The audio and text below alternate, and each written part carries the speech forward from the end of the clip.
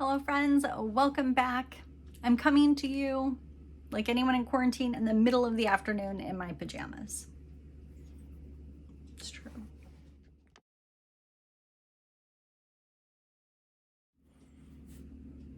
Hello friends, my name is Carrie-Jessica. Welcome to my channel. If you're new here, I am so happy to have you. If you are returning, thank you for stopping by again. We are here going gray and all things wavy, and occasionally I open and review beauty products. If that sounds like something that is up your alley, hit subscribe and hang out with me. So I am currently in my silver, gray, white, all of the different shades grow out journey. Hey Siri, how many weeks ago was September 4th? It was 46 weeks ago. 46 weeks into my gray hair grow out journey, just shy of 11 months. Super exciting. Sometimes I feel like I should have more growth. Sometimes I feel like it's growing fast. It's hair, you know how that kind of thing goes. But yeah, we're coming right along. So for today's video, I decided to ask Google some things about gray hair. So I typed in gray hair and then different keywords like is, where, when, how. So I thought it would be interesting to share with you some of the first things that popped up when I Googled those things. So the first one that I Googled was gray hair is, and then prompted to see what came next, and caused by was the first top searched thing. And gray hair is caused by melanin in the hair follicle, and as it depletes, the hair turns a different color. So the color you have when you're a child changes as you mature, and then eventually it turns more of an ashy tone, and then gray or even white, depending on who you are. As far as gray hair being caused by stress, there are a lot of studies done for like the health concerns of having gray hair, and it's really not a health condition. Now, as for medical issues causing gray hair, which a lot of people believe is a much larger population than it actually is, there are some beliefs that B12, some thyroid conditions can lead to gray hair. There's also a lot to be said for the myth or idea that stress causes gray hair. And while there are some studies that show a higher norepinephrine, which is released from your adrenal gland as part of your nervous system, people who have significantly high levels of norepinephrine do tend to go gray prematurely. I actually have a very high level of norepinephrine. Ironically, the only reason I know that is because I have a medical condition, which when I went to the Mayo Clinic to pursue more information, they actually did a full panel of my adrenal responses, and that's how I actually know that I have almost twice the amount of norepinephrine that a person should have. It's part of your fight or flight autonomic nervous system. Yay, chronic health issues. The next prompt that I typed in was gray hair what? And the most searched next word was age. People are very curious about what age you're gonna go gray at. A lot of that is determined by genetics. If you are blessed enough to come from a family who do not color their hair, you can look to your mother and your grandmother and have a basic understanding of when you are most likely going to go gray. Most people start going gray in their 30s. Most people are significantly gray by their 50s. With an actual large population of people who are considered premature, meaning any time before your 30s.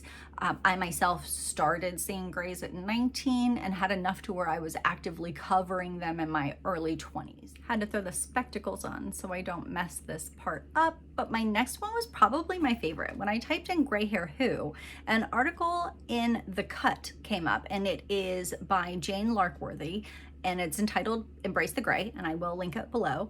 And it was a really great article because it's a woman who is in the beauty industry in her 50s, and during quarantine, she decided that it was time to see what her grays look like. It's really interesting, and she says in it, there's no commitment that she's going to keep it and continue on this path, but it was really interesting to see how this quarantine and hair salons being closed and there being kind of a panic with a lot of people in the beginning about, you know, really wanting their hair salons to be opened and protesting for salons to be open.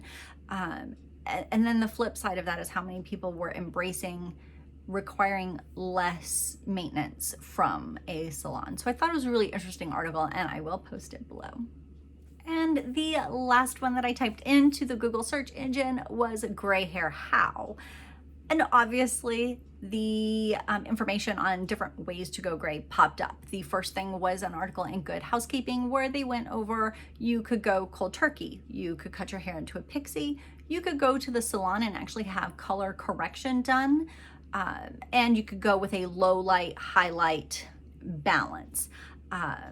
For me, I have chosen to go cold turkey. The color correction process to strip your hair of the dyed color is very potentially damaging to your hair, and especially considering I have wavy hair, it can really damage your pattern, and that could take a long time to revive. So that was not an option for me personally. The other option was lowlights and highlights. And again, this requires a lot of upkeep, and I was trying to back away from how much upkeep my hair required. So for me personally, again, decided to just go cold turkey.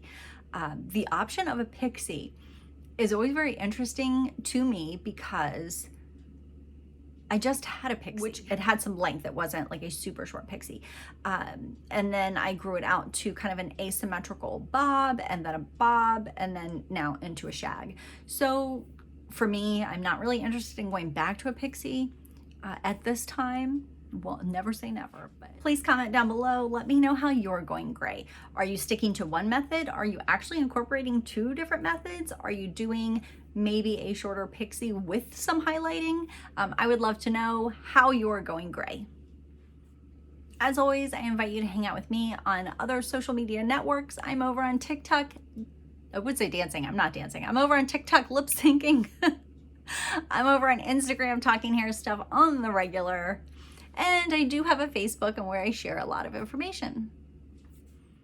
And again, if you're not already, please hit that subscribe button, give this video a like, hit that bell so you get notifications when I create new content, and I look forward to seeing you again.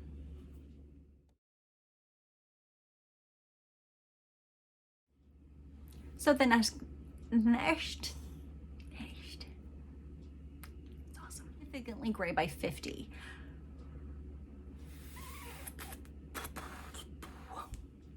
The next phrase that I put in was gray hair.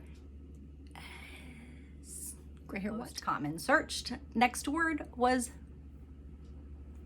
age. I totally lost my train of thought. I'm so bad at this.